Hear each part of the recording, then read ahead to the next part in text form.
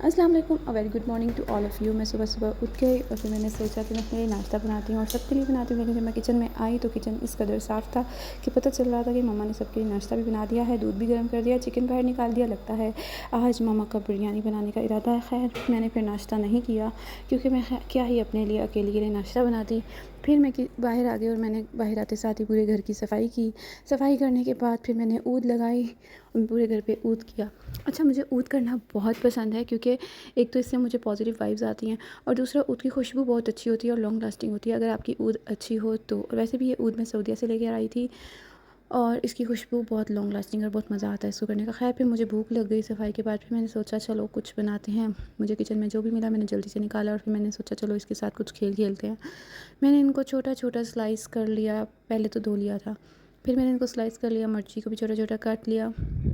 क्या आपके भी आलू का रंग इसी तरह होता है, येलो एंड वाइट? कुछ आलू ओवर राइप भी तो होते हैं ना। खैर फिर मैंने फ्राई पैन लिया, खैर नहीं पहले मैंने आग लगाई, सॉरी ये तो भूल ही गई थी बताना। फिर मैंने फ्राइंग पैन लिया। फ्राइंग पैन की हालत पे ना जाना, हम देसी लोग हैं, देसी लोगों के फ्राइंग पैन्स ऐसे ही होते हैं। फिर मैंने इसके अंदर थोड़ा सा ऑयल डाला थोड़ा सा, ज़्यादा नहीं, आप भी डाल सकते हो इसी तरह से। फिर मैंने इसके ऊपर जो मैंने स्लाइस करके आलू और टमाटर वगैरह रखे हुए थे वो कुछ इस तरह से मैंने इसके ऊपर पूरे पूरे फैला के लगा दिए। और वैसे आलू मैंने ना थोड़े पतले काटे थे, आप लोग भी पतले काटिएगा अगर आप लोग मुझे देख के बनाएंगे। वैसे तो आप लोग खुद बहुत अच्छे शेफ़ हैं, आप लोगों को ज़रूरत नहीं है, लेकिन मैं अपनी ही शेफ़ और मैं अपना तरीका बता सकती हूँ आप लोगों को क्योंकि मेरा चैनल है, मैं कुछ भी कह सकती हूँ। खैर फिर मैंने इसके ऊपर टमाटर रखे, टमाटर को भी इसी तरह से थोड़ा, वैसे कितना अजीब लग रहा है ना वाइट एंड येलो आलू अजीब, जैसे कुछ दो डिफरेंट चीज़ें हो। खैर शिमला मिर्च भी मैंने इसके ऊपर इस तरह डाल दी। डालने के बाद थोड़ा नमक डालेंगे, थोड़ा ब्लैक पेपर डालेंगे, फिर इसके ऊपर से कवर कर देंगे। ये मैं नमक डाल रही हूँ, कितने प्यारे तरीके से डाल रही हूँ, आप लोग ज़रा ध्यान से डालिएगा, मुझे तो पता है कि मैंने कितना डालना है। यार मैं तो ऐसे बता रही हूँ जैसे वाकई आप लोगों ने मेरी वीडियो देख के आप लोगों ने भी ऐसा ही अंडा बना लेना है। ऑफ कोर्स यार सबको ही आता होगा ये बनाना। खैर ब्लैक पेपर डाला, ब्लैक पेपर मैं ज़्यादा डालती हूँ क्योंकि मुझे ब्लैक पेपर बहुत पसंद है, मेरा फेवरेट है।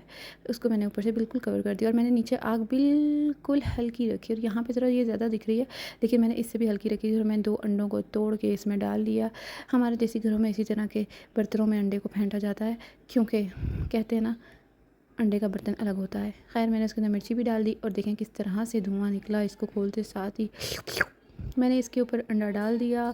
अब एक हाथ में मोबाइल था, एक हाथ में बर्तन था, अजीब ही लग रहा था डालते हुए। फिर इसको फिर से मैंने ऊपर से हल्की आग के साथ कवर कर दिया। मेरा अंडा इस तरह से फूला नहीं जिस तरह से फूलना चाहिए था, मुझे लगता कहीं से अंदर हवा जा रही थी। खैर यहाँ मैंने छोटी छोटी सी रोटी बना ली और ये सिर्फ मैं अपनी नहीं बना रही थी, मैं अपनी बहन के लिए और बहन की बेटियों के लिए भी बना रही थी क्योंकि उन्होंने भी खाना था। खैर मैंने सबको खाना वगैरह दे दिया और उसके बाद मैं दोबारा किचन में आई तो अम्मा ने मुर्गी ऐसे निकाल के रख दी। मैंने अम्मा से पूछा अम्मा आप ये क्यों इस तरह से निकाल के रख रही हैं? उन्होंने कहा बेटा बिरयानी मैंने नहीं तुमने आज चाइनीज़ बनाने हैं। और यकीन करें मैंने चाइनीज़ कभी नहीं बनाए ज़िंदगी में, आज तक मैंने चाइनीज़ नहीं बनाए थे। खैर फिर मैंने अपनी भाभी को कॉल किया और मैंने बोला भाभी help me help me help me Durdana. फिर मेरी भाभी ने मुझे बताया कि बेटा इस तरह से चाइनीज़ बना लें। चाइनीज़ बनाते बनाते मुझे याद आया कि घर में तो अंडे भी नहीं थे, घर में तो गाजर भी नहीं थी। फिर मेरी भाभी ने कहा कि तुम पुलाव बना लो। तुम क्या बना रही हो बहन जब तुम्हारे पास चीज़ें ही पूरी नहीं है तो। खैर मैं फिर यहाँ पे चिकन को सोटे कर चुकी हुई थी।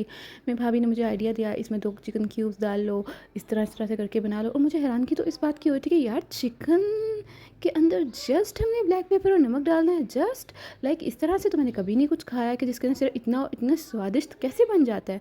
वो अलग बात है कि बाद में मेरी अम्मी उन्होंने कहा कि बेटा अंडे नहीं है, चलो मैं अंडे ले आती हूँ। अम्मी अंडे लाते लाते साथ में गाजरें भी ले आई थी, वो तो मुझे देख के बहुत खुशी हुई थी। खैर मैंने इसमें शिमला मिर्च और क्या कहते हैं इसको यार, बंद गोभी, ये भी डाल दी थी। बंद गोभी वगैरह डालने के बाद बहुत प्यारा लग रहा था मुझे। अगर इस तरह से भी अकेले ही होती ना चीज़ें और चावल में डाल देती बहुत मज़े का बनता। खैर अम्मी जब लेके आई ना गाजरें तो मेरी खुशी से दोबाला हो गई मैं तो। खैर मैंने इसको बनाने के बाद रख दिया और फिर मैं जल्दी से पतीले के अंदर पानी डाल के रख दिया और जल्दी से एग को फ्राई। और मैं आपको बताती चलूँ मैं चावल कब से भिगो के रख चुकी थी। मैंने एग्स को फ्राई किया और चावलों को बॉईल किया और जल्दी से यहाँ पे मज़े मज़े की मेरे चाइनीज़ तैयार हो गए। और यकीन करें इसका कलर इतना खूबसूरत आ रहा है, मैंने तो सोचा भी नहीं था। मुझे लगता है ये गाजरें हैं जिन्होंने 4 चाँद लगा दिए मेरी चाइनीज़ को। मैं भी बिरयानी बोलने लगी थी। खैर ये बन के रेडी हो गए और मैं सफाई में इतनी अच्छी नहीं, वो मेरी बहन ने कर दी होगी। फिर मैं बाहर आ गई चाइनीज़ खाने के बाद, बहुत टेस्टी बने थे और मुझे यकीन नहीं आ रहा। वैसे मैंने सोचा था कि टेस्टी ना बने हुए तो मैं आपको बिल्कुल भी नहीं दिखाऊंगी, लेकिन टेस्टी थे। खैर ये बाहर में अंधेरे में आ गई डिप्रेशन लेने, यानी कि थोड़ा सुकून लेने। खैर फिर चाँद देख रही थी, कितना खूबसूरत लग रहा था। ये चाँद हम सब के ऊपर है। आई मिस यू चाँद।